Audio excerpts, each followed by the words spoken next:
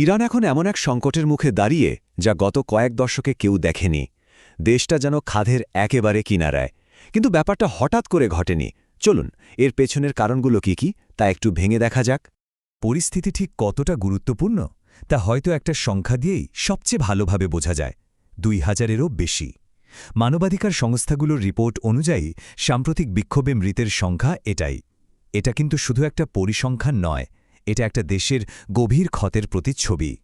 ইরানের এই অবস্থা আসলে কোনো একটা কারণে হয়নি, বরং বলা যায় ৪টা মারাত্মক শক্তি একসাথে মিলে একটা পারফেক্ট স্টর্ম বা নিখুঁত ঝড় তৈরি করেছে। এগুলো হলো ভেঙে পড়া অর্থনীতি, দুর্বল হয়ে পড়া রাষ্ট্র, চরমপন্থী হয়ে ওঠা বিক্ষোভ আর সরকারের ভয়াবহ দমননীতি। এই ৪টি বিষয়ই একসাথে দেশটিকে খাদের কিনারায় ঠেলে দিয়েছে। যে কোনো বড় সংকটের পেছনে প্রায়ই অর্থনীতির একটা বড় ভূমিকা থাকে। ইরানের ক্ষেত্রেও ঠিক তাই হয়েছে। যখন সাধারণ মানুষের জীবন চালানোই কঠিন হয়ে পড়ে, তখন অসন্তোষ তো বাড়বেই।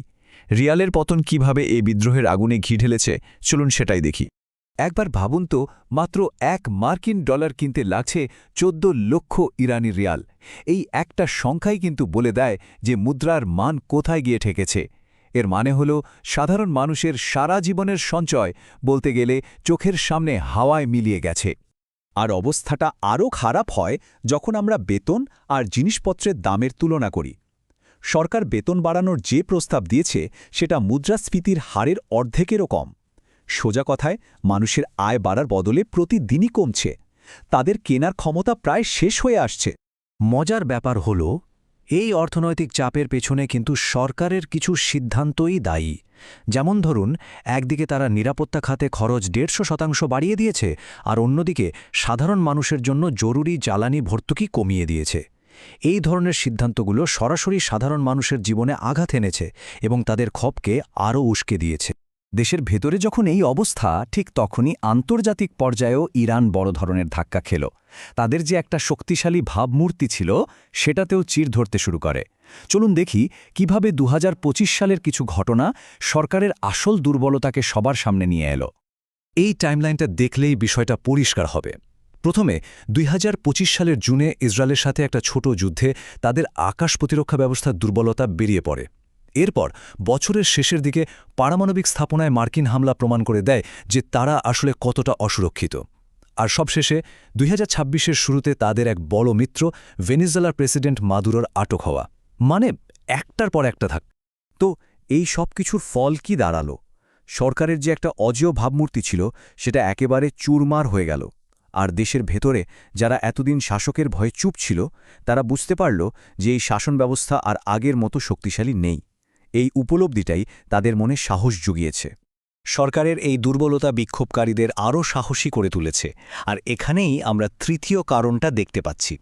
বিক্ষোভের ধরনটাই পুরো পাল্টে গেছে। ২০২৬ সালের এই আন্দোলন কিন্তু আগের যে কোনো সময়ের চেয়ে সম্পূর্ণ আলাদা, আর এর লক্ষ্য অনেক বড়। এই দুটোর মধ্যে তুলনা করলেই ব্যাপারটা স্পষ্ট হয়ে যাবে। ২০২২ সালের নারী জীবন স্বাধীনতা আন্দোলন ছিল মূলত কিছু নির্দিষ্ট সংস্কারের দাবিতে। কিন্তু এখন ২০২৬-এ এসে মানুষ আর ছোটখাটো সংস্কার চাইছে না। তাদের একটাই দাবি, পুরো শাসন ব্যবস্থার পতন। এটা এখন আর আন্দোলন নেই, এটা বিপ্লবের ডাক। আর এই চরমপন্থী মনোভাবটা সবচেয়ে ভালোভাবে বোঝা যায় তাদের স্লোগান শুনলে। খামেনির মৃত্যু চাই, এরকম একটা স্লোগান যখন একটা দেশের রাস্তায় রাস্তায় শোনা যায়, তখন বুঝতে হবে পরিস্থিতি কতটা বদলে গেছে। এটা সরাসরি সর্বোচ্চ নেতার বিরুদ্ধেই বিদ্রোহের ঘোষণা। তবে সবচেয়ে বড় পরিবর্তনটা হয়তো এসেছে অন্য জায়গা থেকে। তেহরানের বাজারের ব্যবসায়ীরা, যারা কিনা ঐতিহাসিকভাবে এই ইসলামিক প্রজাতন্ত্রের সবচেয়ে বড় সমর্থক ছিল, তারাও এখন ধর্মঘটে যোগ দিয়েছে। এটা একটা বিরাট ব্যাপার। যখন কোনো শাসনের মূল স্তম্ভই নড়ে যায়, তখন বুঝতে হবে পতনের ঘণ্টা বাজতে শুরু করেছে। তো এত বড় একটা চ্যালেঞ্জের মুখে সরকার কি করল? তারা আলোচনার পথে না গিয়ে বেছে নিল চরম দমনপীড়নের রাস্তা। আর তাদের এই মরিয়া প্রতিক্রিয়া থেকেই বোঝা যায় তারা আসলে কতটা ভয় পেয়েছে।